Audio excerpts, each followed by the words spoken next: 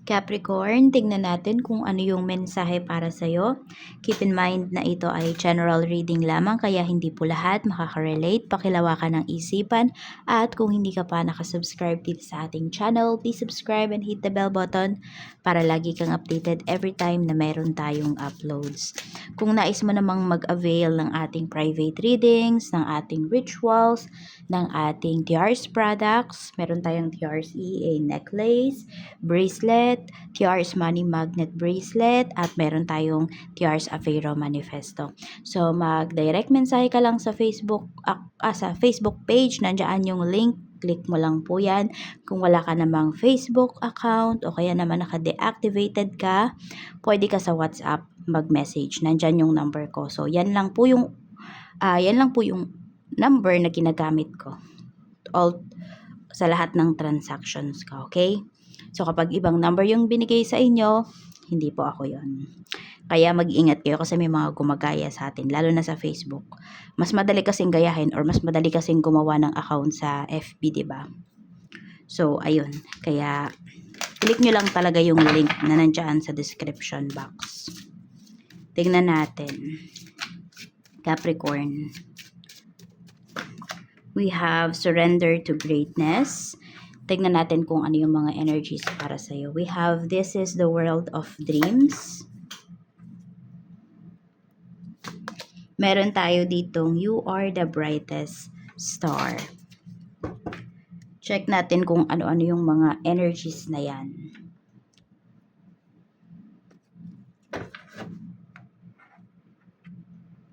So, ito. Ano tong aspect ng life mo. Capricorn.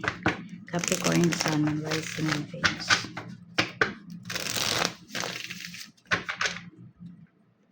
We have judgment, okay? So, ayan po, no? Pwedeng meron kayong mga big decisions na kailangan gawin ngayon, pero ito po ay sinusurrender nyo na talaga kay universe, kay God, kay Allah. Yan, kung sino man po yung mga pinaniniwalaan ninyo, no? Depende sa mga beliefs ninyo. Meron din kasing mga tao rito na pwedeng nai-impluwensyahan nila yung mga decisions mo. Pero kasi, ayun, yung iba sa inyo, parang bahala na si universe, ganun. So, ayan po. Pwede rin kayo mismo, hindi kayo makikinig kahit na maraming gustong makailam dito pagdating sa mga decisions ninyo.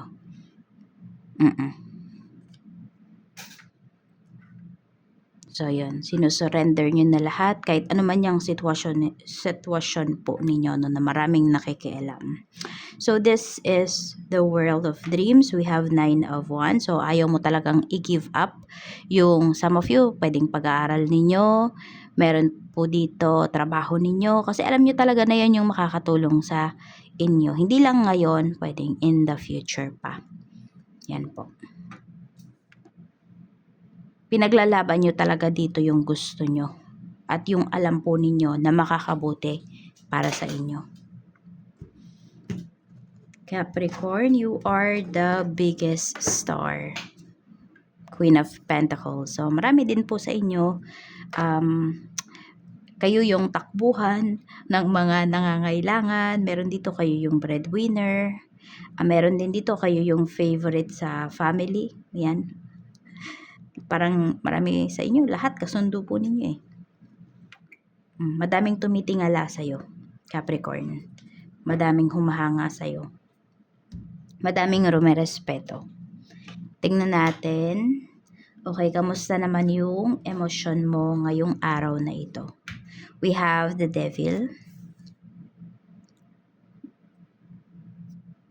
We have Page of Swords. Okay.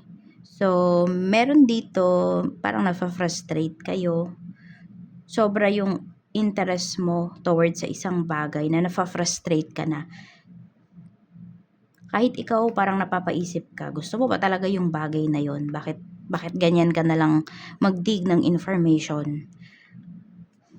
Napapaisip, meron din dito napapaisip kayo kung nagayuma ba kayo, ganyan. Or ano bang pinakain sa akin ng tao na to?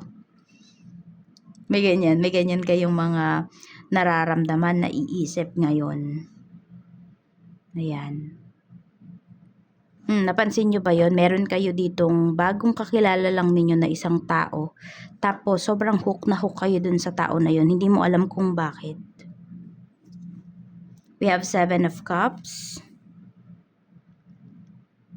Nag-iisip yung iba sa inyo rito kung paano po ninyo mare-reach yung goals ninyo. So, may mga nagda-daydreaming, yan. So, more on goals, more on dreams, yung nasa isip po ninyo. Kaya medyo na-frustrate kayo. Kasi pwedeng limited po, no? Yan, yung iba sa inyo. Limited yung inyong, resources. Baka may mag-offer sa inyo rito ng proposal. Ng pwedeng indecent proposal, ganun. So, nasa sa inyo na lang yan kung ano ba yung magiging decision ninyo. Kasi 'di ba meron dito Capricorn, ayan, naiisip nyo kung ano yung sasabihin ng ibang tao para sa mga ginagawa po ninyo, tungkol sa mga ginagawa ninyo. So, it's up to you kung magpapaapekto ka ba or mas pipiliin mo talaga kung ano at sino yung makakatulong sa'yo. Kamusta naman yung spiritual health mo? We have 7 of Wands. Okay, marami bang mga nanliligaw sa'yo rito na uy, umattend ka naman sa ganito namin, sa ganyan namin? Or may nagfi-feed ba sa'yo ng mga ng mga sariling paniniwala nila? Though, nirerespeto mo naman, pero minsan kasi pwedeng lumalagpas na sa line, sa linya. Oo. Kaya po ayan, pwedeng iniiwasan mo na. Tingnan natin. Okay, ano naman to? Energy ng mga taong kakasalumuha mo. We have 2 of Cups. O yun nga, meron nga dito. Parang nahuhook ka dun sa tao na yon. Meron din naman po, okay kausap. Yan, maayos kausap yung mga makakasalumuha mo ngayon. Mararamdaman mo yung concern doon sa mga sinasabi nila, at alam mo din kung may kausap ka, ma-feel mo kaagad na yung tao na to knowledgeable doon sa sinasabi niya, hindi lang basta may masabi, yung tipong ganyan po. O pwede rin pag-uusap to regarding sa sa inyong dalawa ng person mo, romantic relate nung person mo, yung kadil mo. Okay, romantically. Punta naman tayo sa blessings na pwede mong ma-receive. Blessings naman po na pwedeng ma-receive ni Capricorn. We have Ocean. Sabi, go with the flow and flow with the glow. Okay. Tignan natin yan. Pwedeng may mga opportunities na paparating sa'yo. Tignan lang natin kung saan bang opportunities. We have the world travel for some of you. Ayan. So, marami po dito na nanonood sa ibang bansa talaga. Or sabihin natin, malayo dyan sa bayan na sinilangan, sa lugar ba? Sa kunwari, malayo sa province ninyo, sa city ninyo. Hindi kayo dyan uunlad. Ayan po, we have the world. So, travel talaga. Dito kayo mas makakaahon sa buhay. Marami po sa inyo, hindi naman lahat sa inyo. Okay? So, ayan, may opportunity para sa'yo dito, para ikaw ay makapag-travel. Ito actually travel din to yung yung judgment natin. So, marami dito, kailangan nyo talagang lumipat, kailangan nyong umalis. We have internet. Okay, so pwede rin. Meron dito, kung work from home kayo, ayan meron kayong, or nagbabalak kayo na, magdagdag ng other source of income ninyo, pwedeng magamit nyo yung internet, 'di ba? So, kailangan lang talaga is, mapag-aralan po ninyo. Meron din dito, pwedeng meron kayong makikilala na someone. Meron talaga na meant to be kayo nung tao na to. Kaya yung iba rin makakapag-travel kayo. Yes, nasa malayo. Yan yung pinapakita. Tignan natin. We have family. So, nararamdaman mo ba yung support ng family mo pagdating dito sa mga goals mo?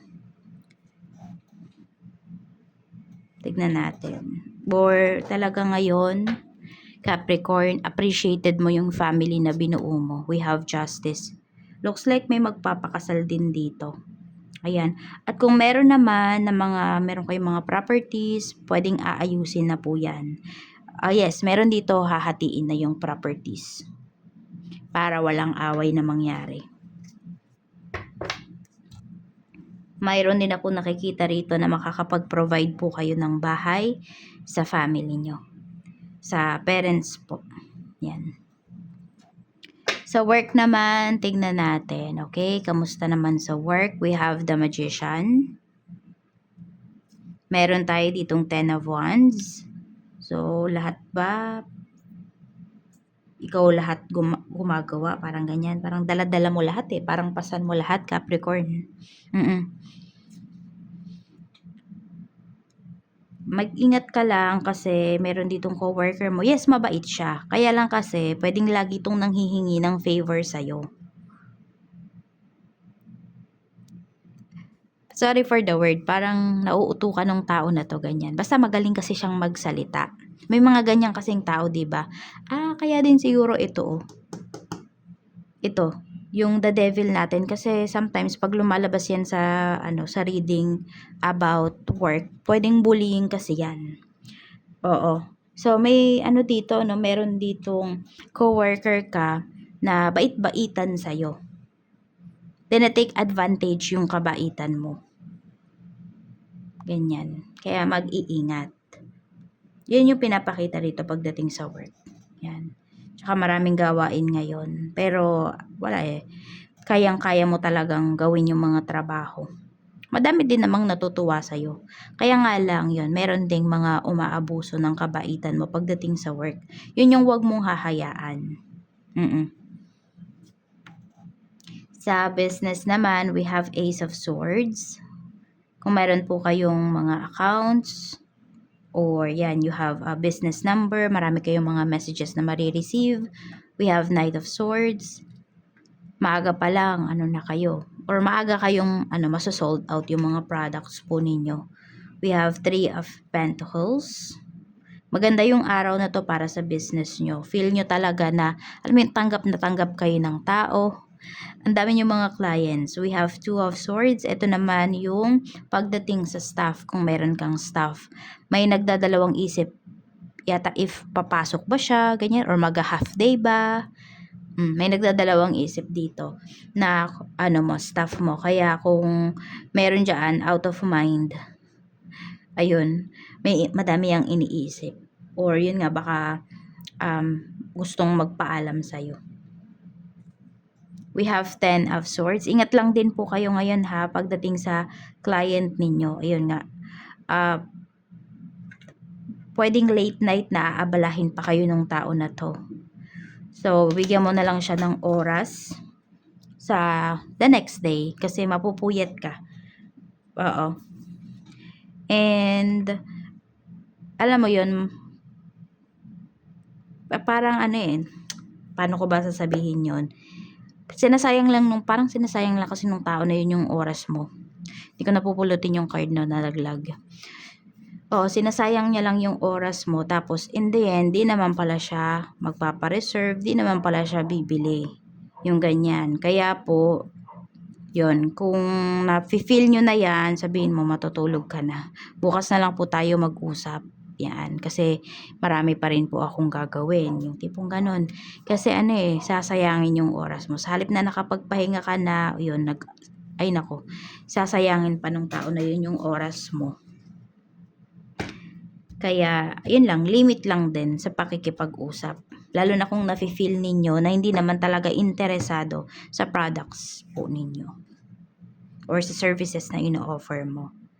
Kaperahan naman, tignan natin. Pagdating sa kaperahan, we have Wheel of Fortune. Napakaswerte mo, lumabas to Capricorn. Ito yung pinakaswerteng card natin. Yan. Kaya focus ka daw dito sa kaperahan mo. Ano bang gusto mong gawin sa pera mo? Ano ba yung gusto mong bilhin?